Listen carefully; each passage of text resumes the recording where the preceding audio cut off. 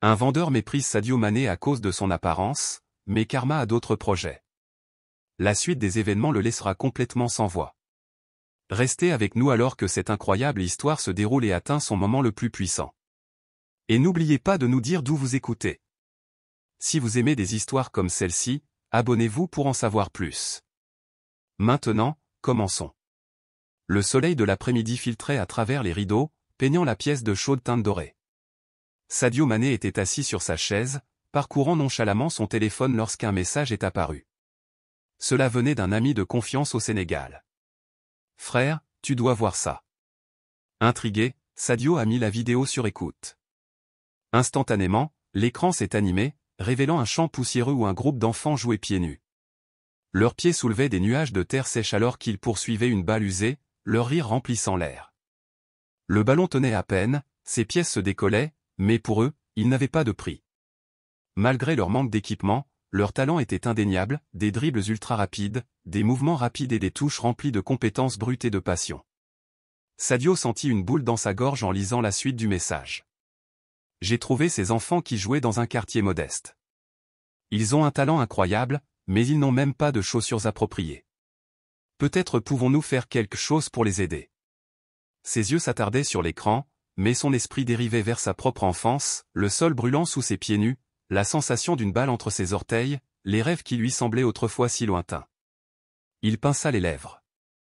Il avait réalisé son rêve, mais combien d'autres, tout comme lui, n'en auraient jamais la chance simplement parce qu'ils n'avaient pas les bases? Sans hésitation, il posa son téléphone, se leva et attrapa sa casquette. Il n'avait pas besoin de vêtements chics ni d'un entourage. Il ne s'agissait pas de faire une déclaration, mais de faire ce qu'il fallait. Il enfila ses vieilles baskets et se dirigea directement vers le magasin d'articles de sport le plus proche. Il ne savait pas que sa patience, son humilité et sa foi en l'humanité étaient sur le point d'être mises à l'épreuve d'une manière inattendue. Au moment où il entra, les élégantes portes vitrées du magasin s'ouvrirent avec un doux sifflement. Un courant d'air frais et climatisé rencontra sa peau, contrastant fortement avec la chaleur extérieure. Tout autour de lui, des étagères soigneusement disposées présentaient les meilleurs équipements de football, des crampons de haut niveau, des maillots de joueurs légendaires et des accessoires de sport exclusifs. Le magasin respirait le luxe, mais Sadio n'était pas là pour l'extravagance. Il était ici avec un but. Ses yeux parcoururent les écrans jusqu'à ce qu'ils atterrissent sur une section présentant des crampons haute performance, du genre conçu pour les professionnels. Il savait exactement ce qu'il voulait, le meilleur équipement pour ses enfants talentueux, un cadeau qui leur rappellerait que leur rêve valait la peine d'être poursuivi. C'est alors que quelque chose attira son attention. Sur un socle spécial, sous un projecteur, scintillait une paire de crampons dorés, leur surface polie reflétant la lumière comme un trophée. Une petite plaque à côté d'eux disait « Collection exclusive, Coupe du Monde 1998 hommage à Zinedine Zidane ». Sadio fit un pas en avant, admirant le savoir-faire, quand soudain. De l'autre côté du magasin, un vendeur lance un regard désapprobateur à l'homme qui vient d'entrer. Vêtu d'un costume de créateur bien ajusté, les cheveux lissés en arrière avec précision et un bracelet de luxe scintillant au poignet, il incarne l'image de l'exclusivité. Son expression s'assombrit. Cet homme n'avait pas sa place ici. Ses baskets étaient éraflées, son t-shirt uni ne portait aucune étiquette de marque et la casquette baissée sur sa peau foncée ne faisait que renforcer les préjugés du vendeur. Pour lui, un homme noir habillé de manière si simple n'était pas un acheteur potentiel, juste un autre spectateur curieux qui perdait son temps. Avec un soupir d'irritation, il s'avança. « Qu'est-ce que tu cherches ?» demanda-t-il froidement, d'un ton sec, ne faisant aucun effort pour dissimuler son dédain. Le client leva la tête et croisa son regard avec un sourire chaleureux. « J'aimerais voir des chaussures de football. » Le vendeur réprima à peine un sourire narquois. Sans ajouter un mot, il tourna les talons, conduisant l'homme vers une section éloignée où les modèles les moins chers étaient négligemment empilés. « Et voilà, dit-il, se forçant à sourire. Abordable et confortable, vous trouverez ici quelque chose qui vous convient. » Mais les yeux de l'homme n'étaient pas tournés vers le choix du budget.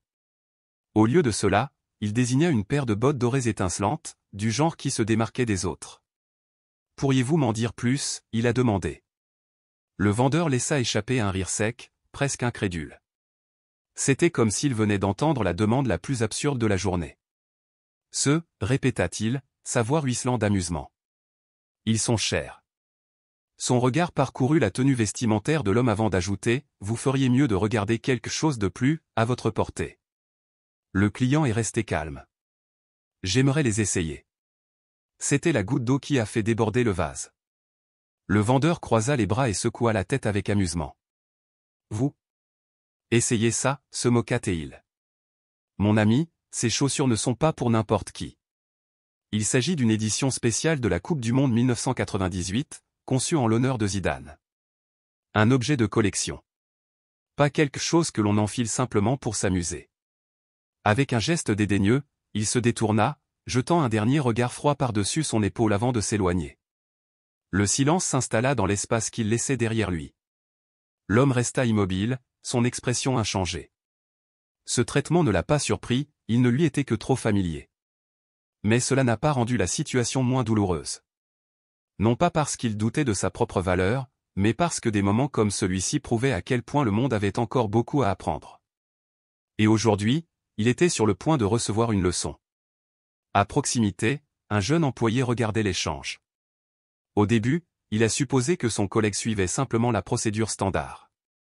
Mais alors que la condescendance dans son ton devenait indéniable, un nœud se forma au ventre du jeune homme. Ce n'était pas la première fois qu'il était témoin d'une telle arrogance envers certains clients. Mais quelque chose à propos de ce moment particulier fit s'accélérer son pouls de malaise. Puis il regarda le client, l'homme qui venait d'être si ouvertement renvoyé. Ce qui l'a le plus frappé, ce n'est pas l'injustice de tout cela, mais la réaction de l'homme. Pas de colère. Aucune indignation. Juste de la patience. Comme s'il avait enduré ce genre de jugement d'innombrables fois auparavant. Et cette prise de conscience a rendu le jeune employé encore plus mal. Il inspira profondément, mit de côté ce qu'il était en train de faire et s'approcha avec détermination. « Excusez-moi, monsieur, dit-il d'une voix sincère.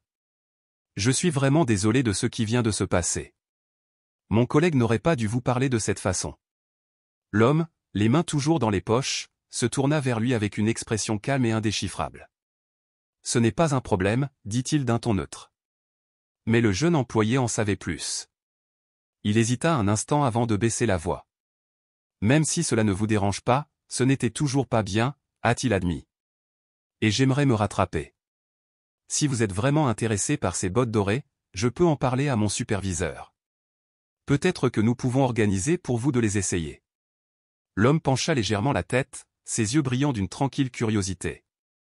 Le jeune employé ne savait pas qu'il se tenait devant Sadio Mané, une icône mondiale du football. Un homme qui a bâti son héritage non seulement grâce à ses compétences, mais aussi grâce à son humilité et sa générosité. Pour lui, la véritable grandeur ne se mesurait jamais en termes de richesse ou de statut, elle était définie par le caractère. Et pourtant, le jeune employé n'avait pas besoin de savoir tout cela pour faire le bon choix. Pendant une seconde, le silence s'étira entre eux. Puis, enfin, les lèvres de l'homme s'étirèrent en un petit sourire entendu. « Très bien, dit-il simplement. Voyons ce que vous pouvez faire. » Sans hésitation, le jeune employé tourna les talons et se dirigea vers le bureau du superviseur, le cœur battant, non pas de peur, mais de conviction. Il frappa légèrement, puis entra lorsque la permission fut accordée. « Monsieur, il y a un client intéressé à essayer les crampons de la collection dorée, dit-il respectueusement, choisissant soigneusement ses mots. Il aimerait les tester avant de faire un achat. » Le superviseur leva les yeux de ses papiers et haussa un sourcil.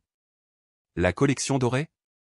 Ce n'était pas tous les jours qu'un employé insistait pour défendre un client, surtout s'il ne correspondait pas, à première vue, à la clientèle haut de gamme habituelle du magasin. Mais quelque chose dans la détermination du jeune homme a amené le superviseur à reconsidérer sa décision. « Très bien, dit-il après une pause. Allons jeter un œil ensemble. » Ils revinrent à pied vers l'espace d'exposition, où Sadio Mané resta assis, respirant son calme et sa patience qui le caractérisent. Le superviseur s'approcha de lui avec un sourire professionnel mais légèrement hésitant. « Bonjour, monsieur.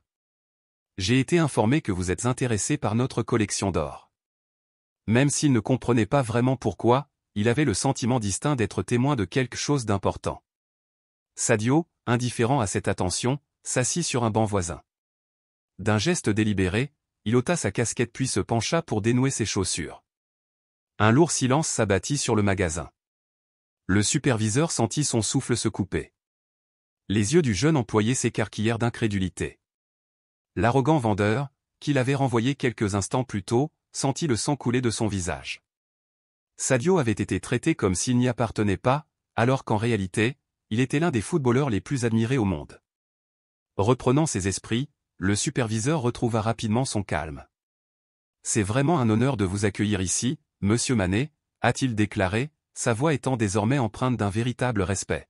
« Si vous avez besoin de quoi que ce soit, nous sommes entièrement à votre service. » Sadio fit un petit signe de tête, son expression illisible, alors qu'il essayait les bottes. Il s'adapte parfaitement, confortable, ajusté et prêt à l'action. Mais ce qui lui a vraiment fait sourire, ce ne sont pas les bottes elles-mêmes, mais l'intégrité du jeune employé. Sans savoir qui il était, le garçon avait choisi de le traiter avec dignité et respect. Après avoir fait quelques pas pour tester les bottes, Sadio se tourna vers le superviseur et le jeune employé. « Je vais les prendre, dit-il calmement. Puis, après une brève pause, il a ajouté, et pas seulement celle-ci. Je veux acheter plusieurs paires de bottes professionnelles. Il y a des enfants dans ma communauté avec un immense talent mais sans équipement pour jouer. Je veux les aider à réaliser leurs rêves. » Le superviseur hocha immédiatement la tête et fit signe au jeune employé de rassembler autant de paires que possible de l'autre côté du magasin. Pendant ce temps, le vendeur arrogant restait figé sur place, la gorge nouée. Il regardait la scène se dérouler mais n'osait pas bouger. Il ne pouvait pas croire ce dont il était témoin. Puis, quelque chose d'inattendu s'est produit. Sadio Mané fouilla dans sa poche, en sortit une enveloppe remplie d'argent et la tendit au jeune employé. « Je tiens à vous remercier pour votre gentillesse et vos valeurs, » a-t-il déclaré sincèrement. « Tu ne savais pas qui j'étais, pourtant tu as choisi de me traiter avec respect. Ne perds jamais ça.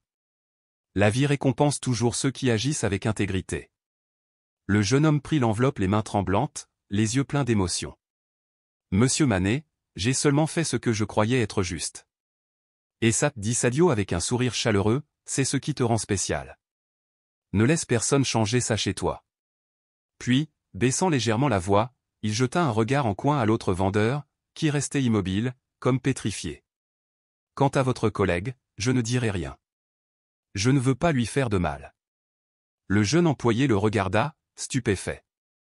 Comment quelqu'un peut-il faire preuve d'une telle grâce après avoir été traité si injustement? Pendant ce temps, le vendeur arrogant sentit quelque chose bouger en lui. Son cœur se serra de honte. L'homme qu'il avait si durement jugé, celui qu'il avait renvoyé avec arrogance, avait le pouvoir de ruiner sa carrière d'un seul mot. Pourtant, il avait plutôt choisi la miséricorde. C'était peut-être la plus grande leçon qu'il ait jamais reçue. Pendant des années, il a cru que seuls ceux qui portaient des vêtements coûteux et se comportaient avec supériorité méritaient le respect. Mais maintenant, en regardant Sadio Mané partir avec la même humilité qu'il était entré, il réalisait à quel point il s'était trompé. L'argent ne détermine pas la valeur d'une personne. Le véritable succès ne se mesure pas à ce que vous portez, mais à la gentillesse et à la grandeur de votre cœur. Une profonde honte l'envahit, non seulement pour ses actes ce jour-là, mais pour toutes les fois où il avait traité les autres de la même manière, sans jamais considérer le mal que son arrogance aurait pu causer. Une partie de lui voulait courir après Sadio et s'excuser, mais c'était trop tard. Il était déjà parti, laissant derrière lui non seulement un achat généreux mais aussi une leçon qui perdurerait longtemps après son départ. Combien d'occasions avait-il manqué de rencontrer des gens extraordinaires à cause de ses préjugés? Entre-temps, le jeune employé qui avait traité Sadio avec gentillesse s'est rendu compte qu'en retour, il avait gagné bien plus que de l'argent, il avait gagné le respect et l'admiration. Avec un profond soupir, il baissa la tête, réfléchissant à ce qui venait de se passer. Et à ce moment-là, il a compris quelque chose de profond. Traiter les gens avec dignité, quelle que soit la façon dont ils s'habillent ou combien d'argent ils possèdent. Parce qu'en fin de compte, le caractère est la seule véritable mesure d'une personne. Lorsque Sadio Mané est arrivé dans sa ville natale, le ciel était peint dans des tons dorés et orange à couper le souffle, le soleil se couchant lentement sous l'horizon. Une brise chaude soulevait la poussière des routes, emportant le parfum de la maison. Alors qu'il descendait de la voiture, les enfants qui jouaient pieds nus dans la rue se figèrent un instant. Puis, le reconnaissant, leurs visages s'illuminèrent d'une pure excitation. En quelques instants, une vague de petits pieds se précipita vers lui, leurs rires et leurs acclamations remplissant l'air. Leurs yeux écarquillés brillaient d'admiration, leur sourire pur et plein de gratitude. Sadio s'agenouilla et ouvrit les sacs qu'il avait emportés avec lui, en sortant des paires de bottes soigneusement choisies, chacune étant un petit gage d'espoir. de minuscules mains se tendirent avec hésitation, comme si elles craignaient que le rêve ne disparaisse.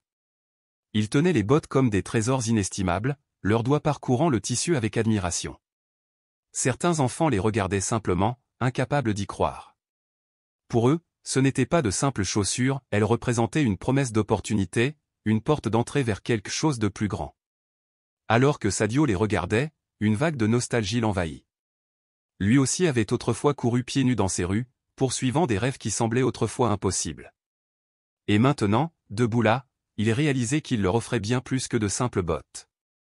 Il leur donnait espoir. Il leur donnait croyance. Il leur montrait que leur rêve n'était pas hors de portée. Un vent doux fit bruisser les arbres et Sadio inspira profondément, laissant le moment s'imprégner. Il savait maintenant plus que jamais que la véritable richesse ne se trouve pas dans les choses matérielles. La vraie richesse réside dans ce que vous donnez aux autres. Parce qu'en fin de compte, le succès ne dépend pas de ce que vous gagnez, mais de ce que vous partagez. Et que, malgré tous les défis que la vie peut apporter, aider les autres sera toujours la plus grande des bénédictions. Qu'en penses-tu? Partagez vos impressions dans les commentaires et n'oubliez pas de vous abonner à la chaîne, de laisser un like et d'activer les notifications pour ne jamais manquer nos vidéos. Je vous envoie à tous un gros câlin, bénédiction.